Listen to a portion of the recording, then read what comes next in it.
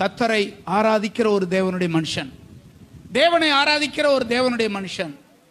இப்பொழுது ஏராளமான படைகள் அங்கங்க வந்து நிக்குது இவனுக்கு விரோதமாய்.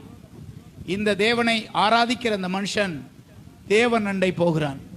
ஆண்டவரே, என்கிட்ட இருக்கிறது கொஞ்சம் தான், ஆனால் வந்திருக்கிற படையை பார்த்தா நிறைய வந்திருக்காங்க, எனக்கு என்ன செய்யறதுன்னு தெரியல.